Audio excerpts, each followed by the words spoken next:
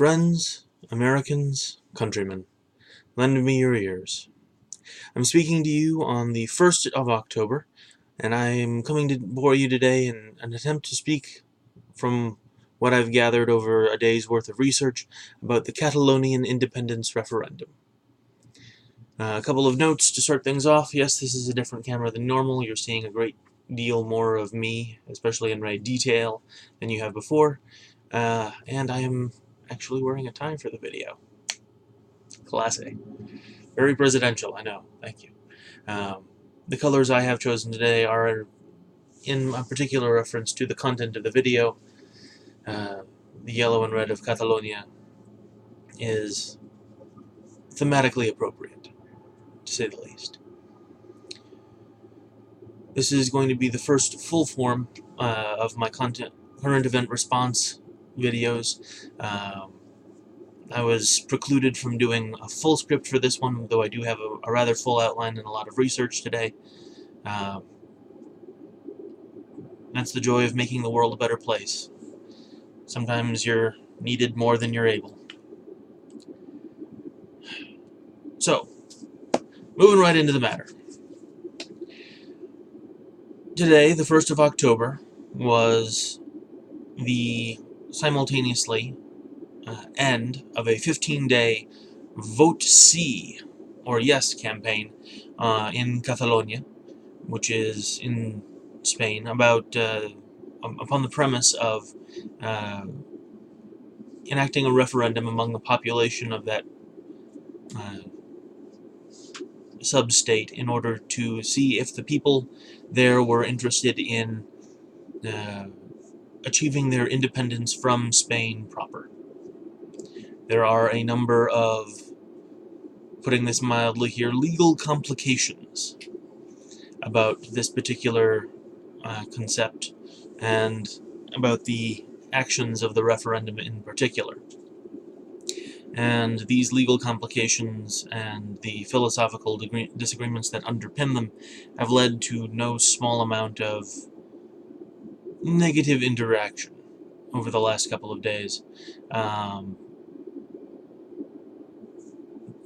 Apparently today, approximately 830 or so people have been wounded in some form or another.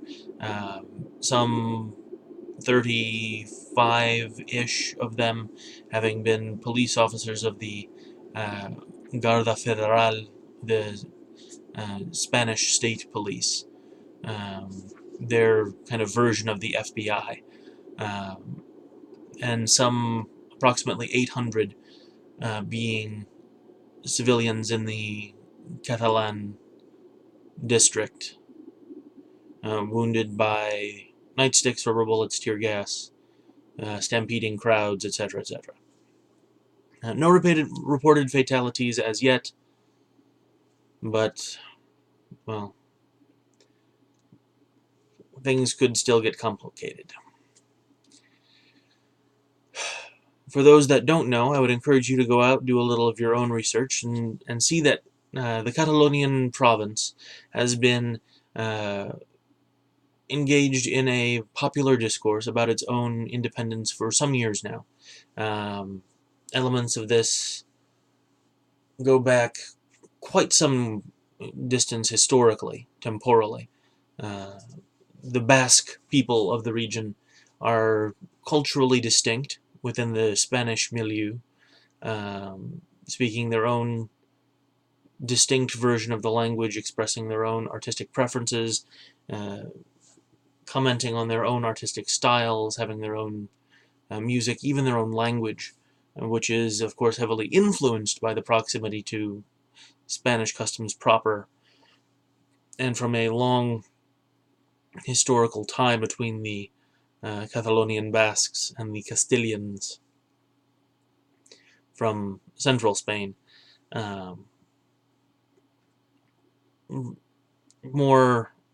This particular version of their independence movement is notably going back, well, about 8 years or so. They had some major commentary on the possibility of a Spanish reform back in 14, And then again in 15, there was the question was raised. The Spanish Constitution was modified to say that no province could legally enact its own independence, and the question was put to bed until the last few months here. It's really risen to a head. There's a few kind of main players involved. Sorry, my research is getting in the way of my research there. We've got Mr. How do you pronounce that name? Charles Puigdemont y Casamajo from Amer. Oh, birthday in December. Looks kind of like a nerd, to be fair. But, he speaks 5 languages. He's been a journalist for years. He kind of justifies that look. He was elected to be the minority government head. They have a rather complicated parliamentary system here, where 2 minority parties got together, formed the majority government by reaching agreement between them, and he's the current head of the Catalonian district, and presumptively the potential head of a newly independent Catalonia, though the votes are yet to be fully counted on that one. He's been working for the last few months rather vigorously in attempting to organize both popular support and clearing legal channels and clearing by raw politique real the way for this particular referendum to move forward.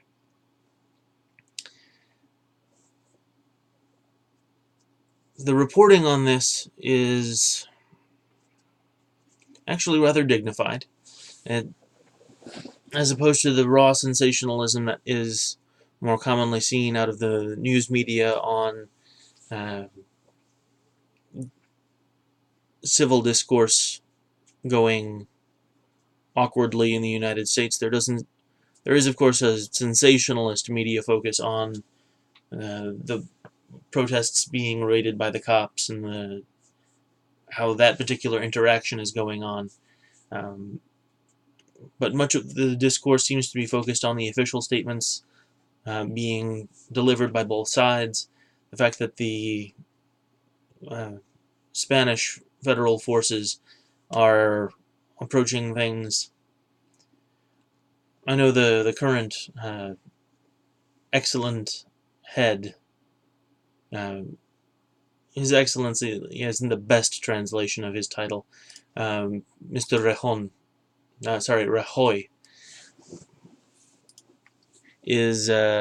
has said that his forces in the area are acting with serenity, I believe is the exact word he used, and the photos and video from their actual interactions don't exactly speak to a serene mind, but they're certainly a more modified, more moderate, more civil interaction than what has been presented by American police forces in, say, the St. Louis demonstrations of a few years ago, or the Baltimore demonstrations of a few years ago. They're, of course, sticking to rubber bullets and batons and occasional sprays of mace, and not full-out armored personnel carrier with mounted hose clearing streets sort of things. So the sensationalist media aren't getting anywhere near the level of bloodshed as that they might prefer in a proper American protest or in a polite misunderstanding in the Middle East. So I do appreciate the fact that the media is keeping relatively calm about this and is acting with some restraint. Notable responses to the event seem to all follow a rather specific political trend.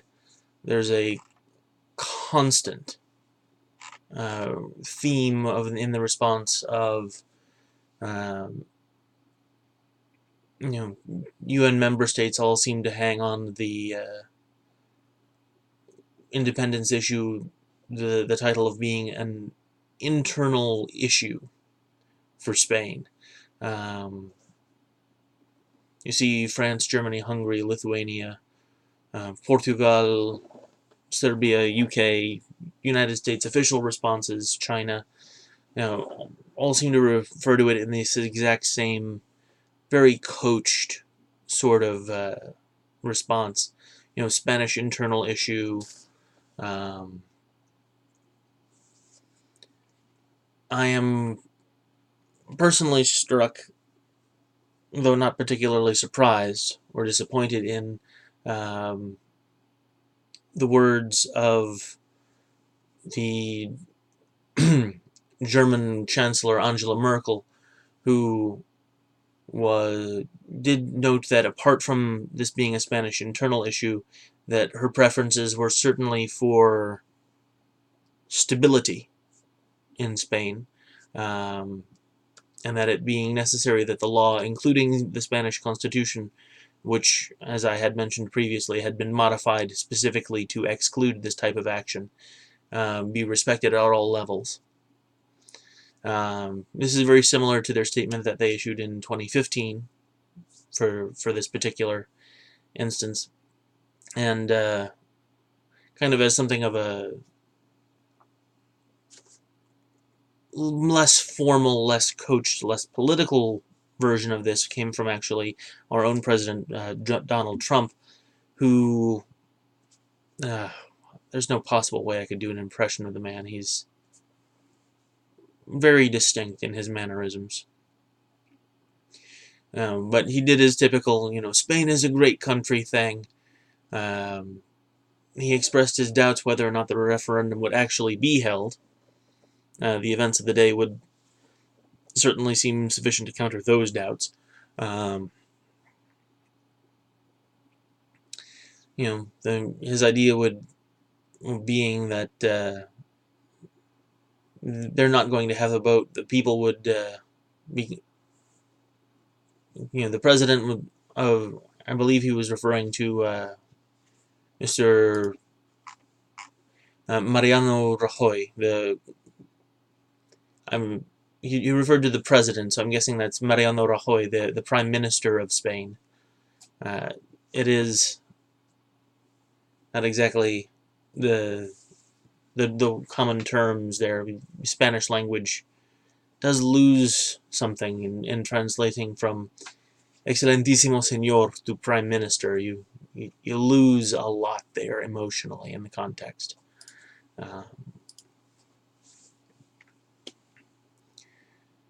But the official responses from America still have that same kind of NATO solidarity coached, pro-stability in Spain, Spanish internal issue, a lot of the same kind of phraseology being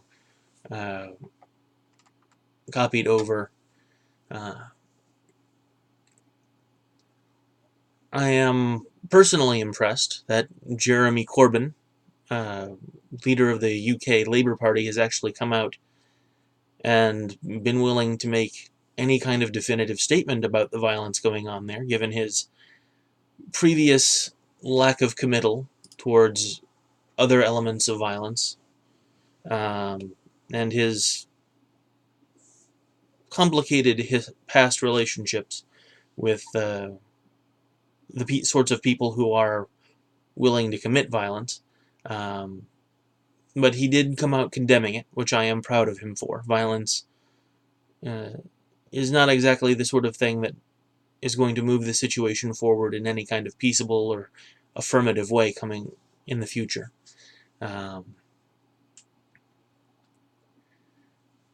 uh, other kind of sub-British responses, the official British response, internal matter, um, close ally, good friend, the law must be upheld. But you also see, uh, Northern Ireland's Michelle Guildmew coming out, uh, saying, as somewhat of a representative for the Sinn Féin party, that the referendum needs some sort of international recognition.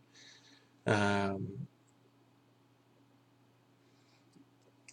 I believe that the response coming from official channels that most closely mirrors my own actually was stated back on the 16th of September by Fiona Hislop, um, the Cabinet Secretary for External Affairs for the Scottish Government.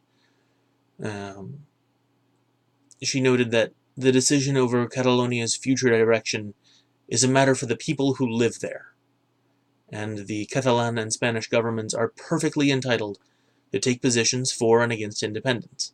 However, all peoples have the right to self-determination and to choose the form of government best suited to their needs, a principle which is enshrined in the UN Charter, and I would like to think in our own Declaration of Independence. There's something of an addition there.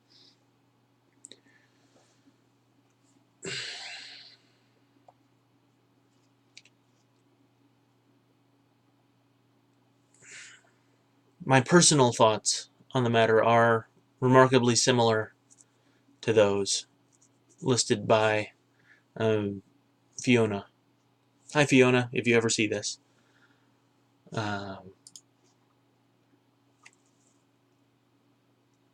Some of my earliest thoughts on political speech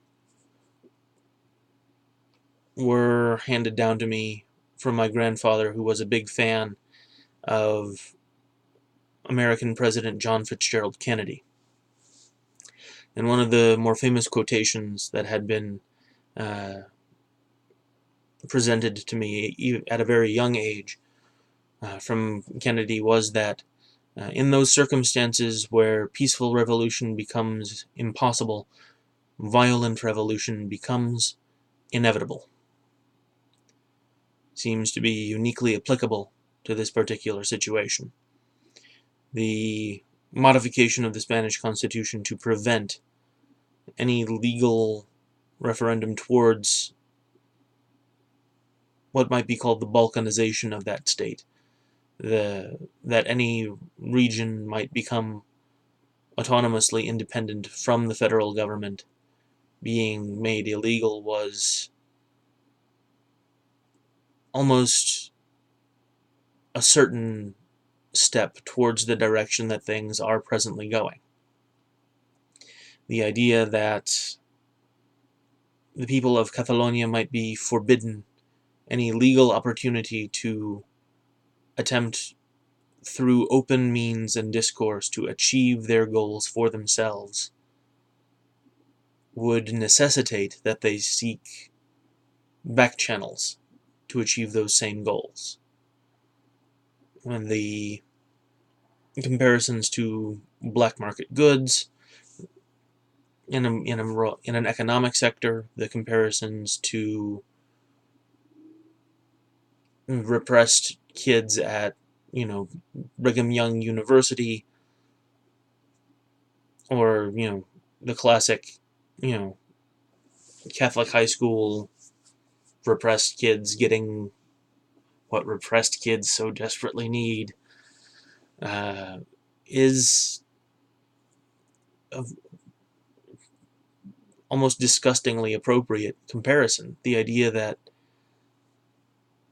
the law can, in such a case as this, prevent, forbid, violently exclude the people of Catalonia from reaching out and attempting to achieve their goals in any peaceable means is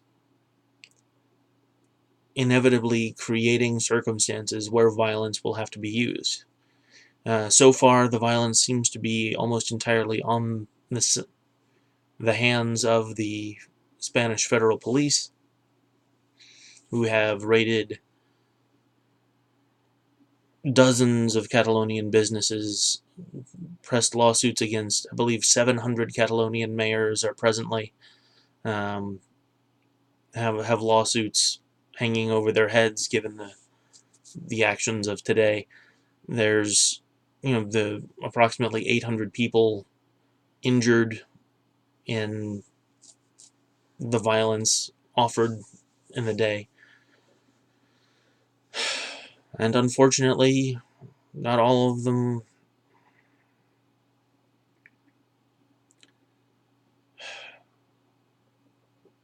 were presented in, not all of this violence was presented in circumstances where it was deserved.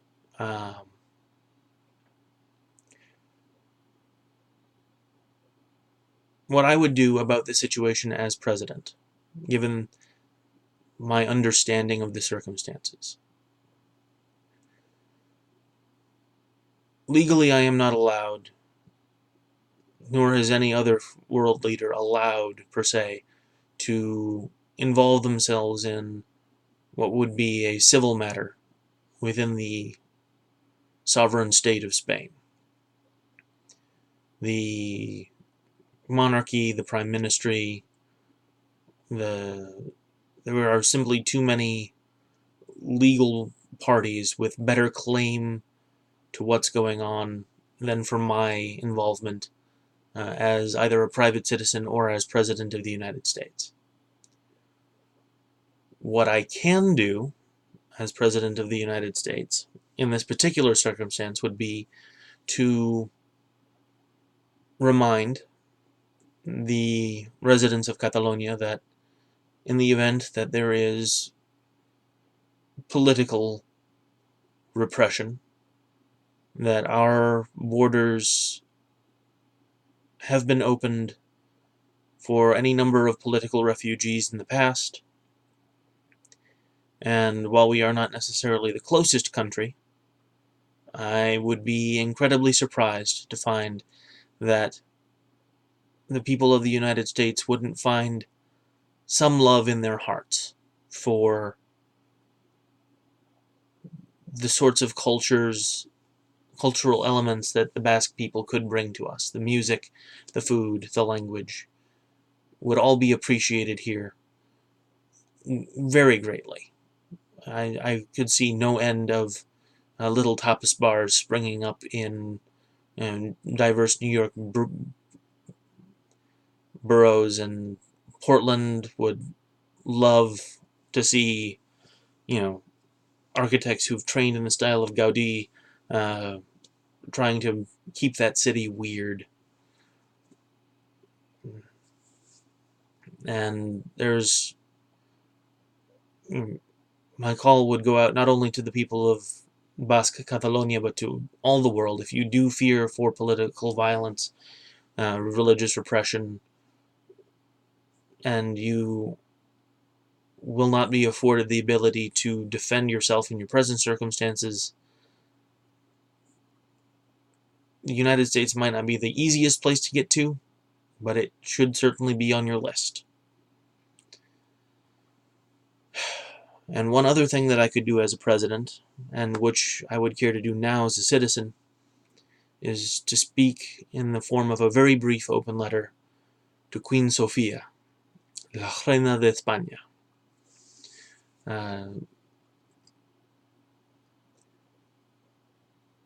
Excelentísima Señora Sofía, estaba no tantos años en el pasado que has encontrado en tu propia vida una situación complicado en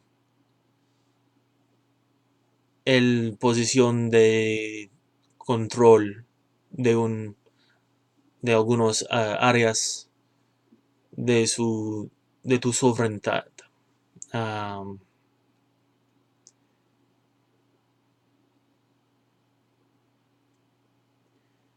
Very shortly, I'm afraid my Spanish isn't quite sufficient for this, very shortly after your birth, the German involvement in Greece pushed you out of your country, and you had sought with your family some safety in exile in South Africa.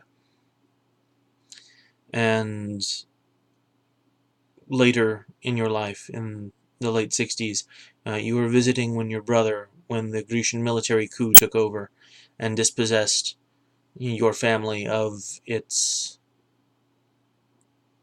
arguably rightful holdings in Greece.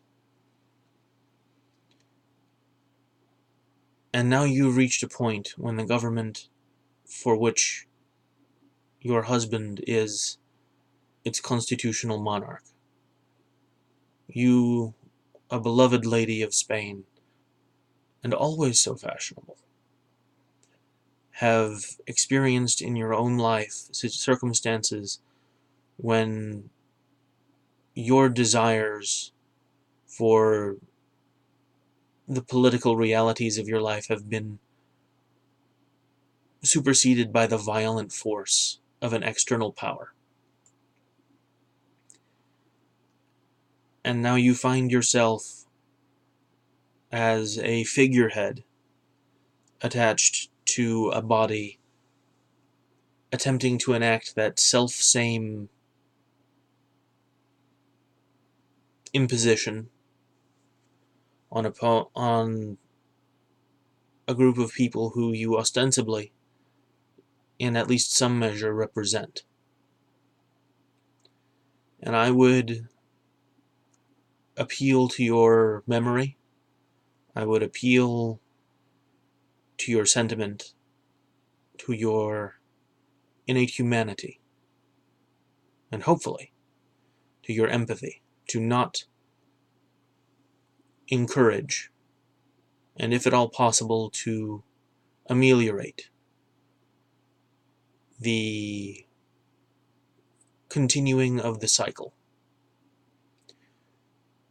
The wheel had gone round badly before, but there is no need to have it come round badly again. And you are in a unique position that you could reach out and with your influence, with the love of your people behind you, could take steps to, if not see Catalonia receive its independence. I wouldn't even ask you to, step on that side of the line. I would say, at the very least, please, do what you can, Queen Sophia, to lessen the violence offered from the side you ostensibly represent. And I ask that entirely for myself, because at this point I can speak for no other.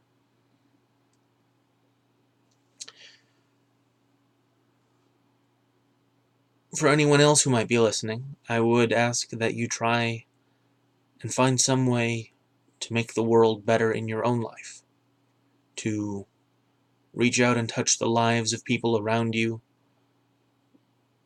because that's going to be way more effective than anything any president could ever do to make your life better. I'd noted in my announcement video that Habitat for Humanity is an excellent source for such reaching out if you have no other immediate ideas. They would love to have your time, your talents, your work ethic. Even just a financial donation would be great for them. And they can do so much good, helping so many people without adequate housing. And once again, I'd like to remind you all that I'm not particularly affiliated with that group. They're just a group that's doing a lot of good, and I can't help but recognize that. And so, that being said, I'll be back Tuesday with something else to say. Until then, keep on making the world a better place.